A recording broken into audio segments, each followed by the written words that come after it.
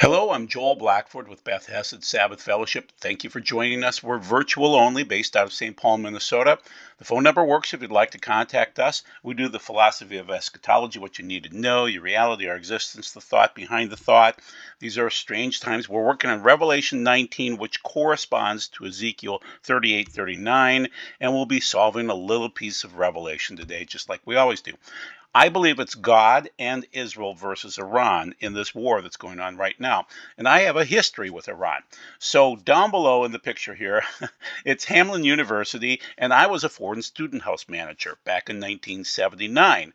November 4th of 1979, to be specific. I started, I think, in 1978, and then I continued through 1981 as a house manager. At that point in time, the house was called the Iranian House, and I was the manager. And so as soon as we had the attack in 1979, I had to protect my people, and so I was a security guard, and I was a big tough wrestler, and so they were very, very safe, and they knew that I loved them. So I am close friends to this day with Iranians, so I understand their nature, and I understand a little bit about their culture and things like that. I've never been to Iran, but I understand wealthy Iranians, let's put it that way. Okay, so in 1978, say, the Shah of Iran was in charge, and so we were importing Iranians. They were very wealthy people. They were wonderful people. I loved them dearly.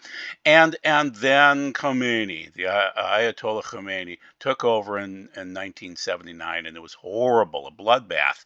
And so that changed everything. And it didn't change Hamlin for me, but it did change the world. And so my point in this video is that cowards cower and heroes punch bullies. So Israel needs to punch back. And the problem is Biden Biden won't allow Israel to strike back. He condemns the Iranian attack in the strongest possible terms, but the problem is based on the 12 spies back in Israel's stories of, going into the promised land with Moses, Joshua, and Caleb. Well, the problem is those two saw the opportunity. The other spies saw defeat, and Biden right now wants to win the election in the fall, and all he can see is defeat. And we've seen this before with President Carter too.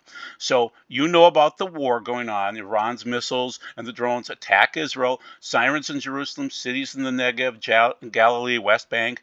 The U.S. is concerned about the attack and things like that, but they did not allow Israel to re-engage Iran and go bomb them, and Israel didn't. So basically, this is NBC News reported that the administration is worried about the rash of Israeli response to an attack after the government of Prime Minister Benjamin Netanyahu failed to inform the U.S. of his plans to target a senior member of the Iranian Revolutionary Guard corps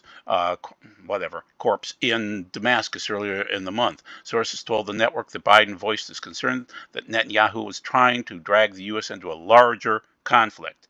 Iran must pay the price, but they don't specify what that price would be. So the problem is with the Middle East and with the Iranian culture, you have to fight back. You have to beat the bullies. You can't be a coward. You can't. And speaking of cowards, there's Jimmy Carter.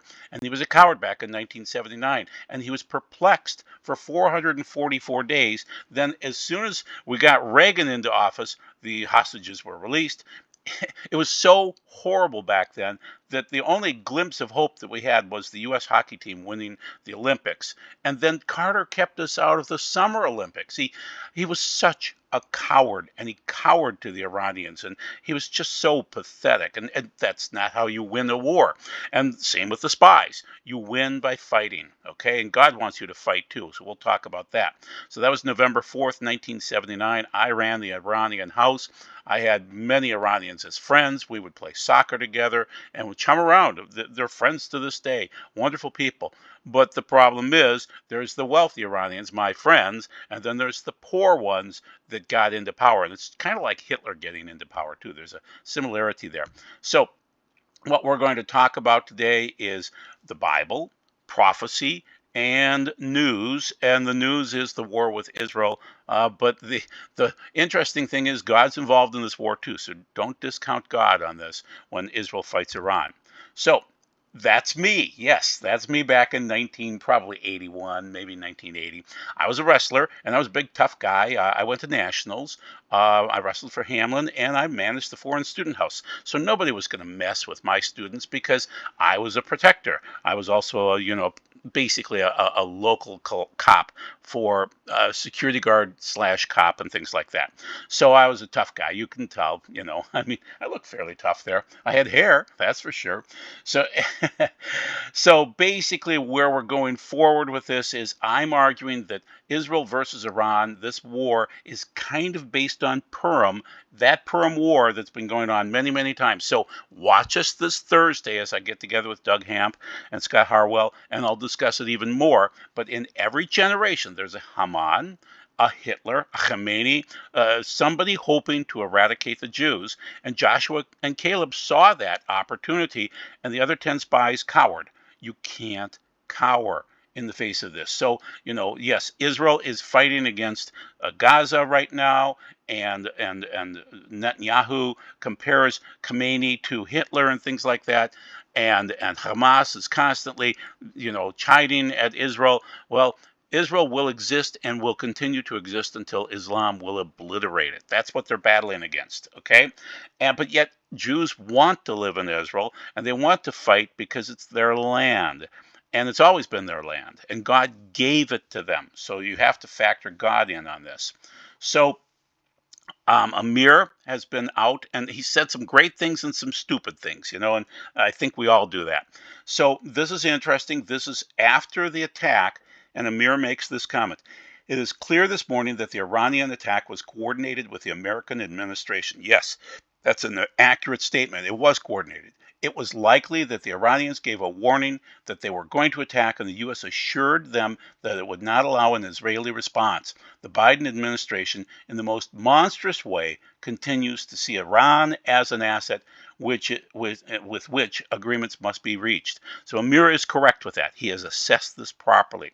And so I want to show one other prophecy from Amir, which I've shown before, but I want you to see it one more time, that he really believes that now is the time for the Jews to come back home. Even with the wars and things like that, this is the time for Joshua and Caleb to not cower, to be courageous. Go back home. Jews are not to live away from the land he chose and designed for them. Greater persecution is awaiting them. So go home. There's going to be less persecution. And right now, if you're a Jew in Europe, it's horrific. And it's not so good in America either, especially in Dearborn. So Europe isn't safe for them anymore, having been infiltrated by tens of thousands of jihadi fighters and jihad sympathizers. So this is a mirror.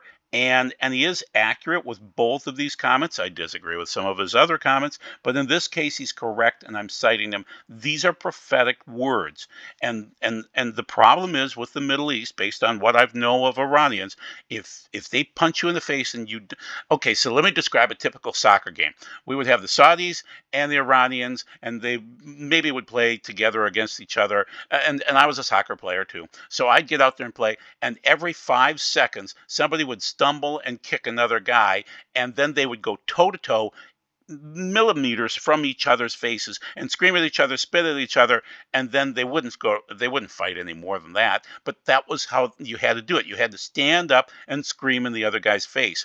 And these were not big guys, okay? I'm 6 feet 220, and they were, 5'6", 5'8", and 150 pounds when they're wet.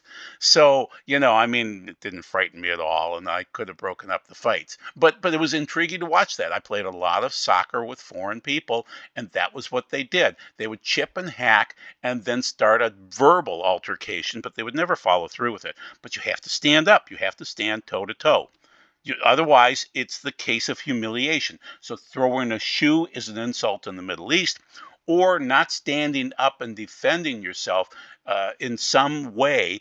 So basically, we'll say Obama and Biden right now are telling Netanyahu not to fight, and that's not how you do it in the Middle East. So the throwing the shoe in George W. Bush's case back many, many years ago, but this is even more of an insult. This is from the Huffington Post from many years ago, 2009, when Obama was talking to Netanyahu, and he propped his feet up on the desk, and he showed the soles of his feet on Netanyahu, and that was his way of saying to the Arabs, I disrespected Netanyahu, I disrespected Israel, I am on your side.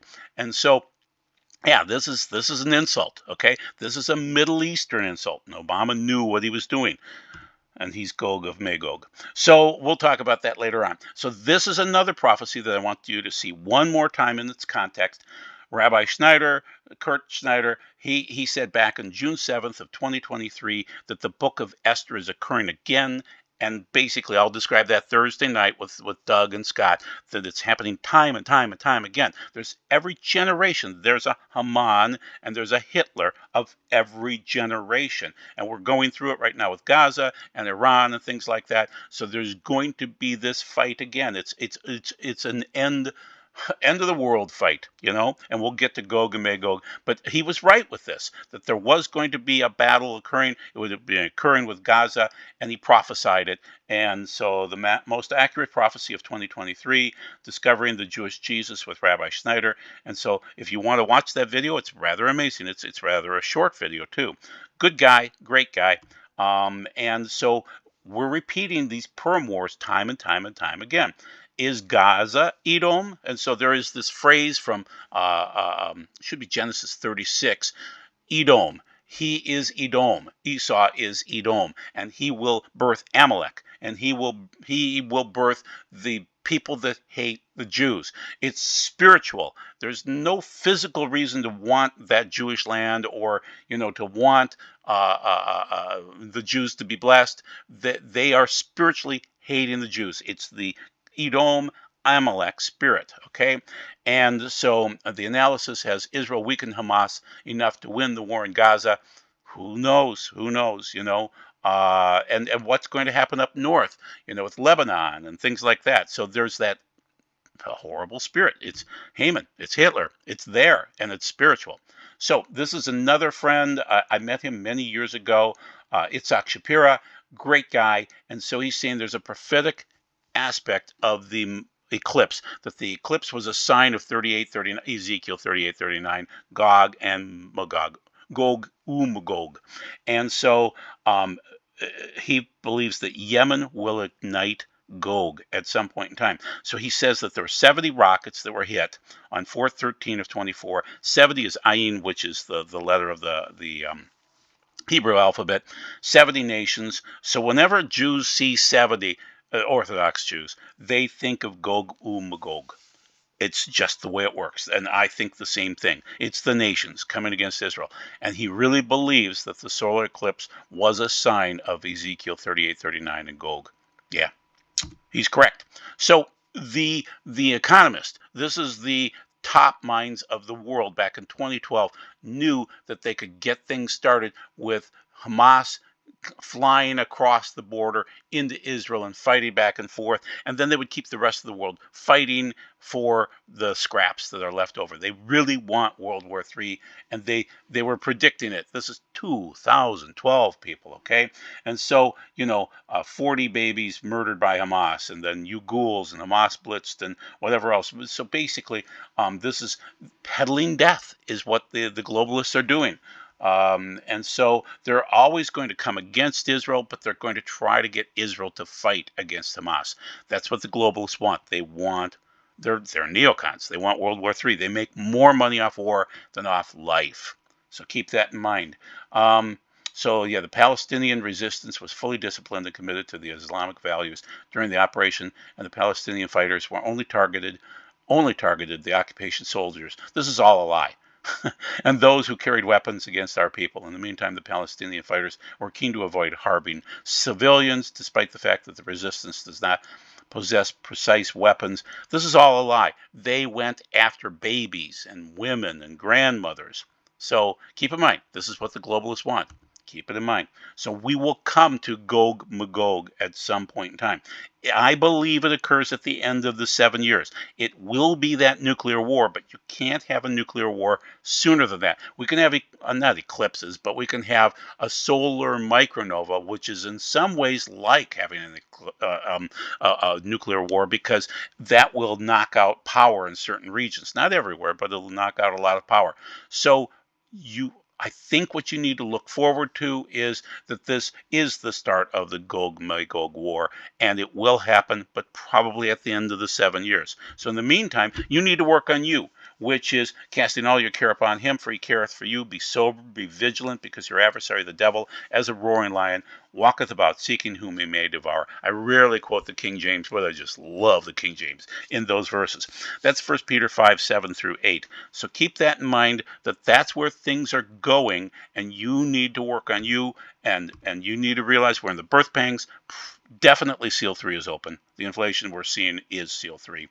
Seal 4 probably opened around 2020. Seal 5, we'll see more martyrdom. Then 6 at some point in time. That's more seismic and the figs falling from the sky and things like that, and the great earthquake. Then we'll go into the tribulation at some point in time, the greater tribulation at some point in time. Israel versus Iran, we have God involved in it. And so Israel will win, but it's going to be at the 11th hour, the 59th minute. So get ready for it. You work on you again. He's returning. Yeshua is returning on Rosh Hashanah or Yom Kippur. Your garments have to be clean. You can't be naked. It's a wedding, people. You have to be prepared for the wedding. Get prepared. So thank you very much for your time, and we'll cover a lot more Thursday night. So please join us Thursday night.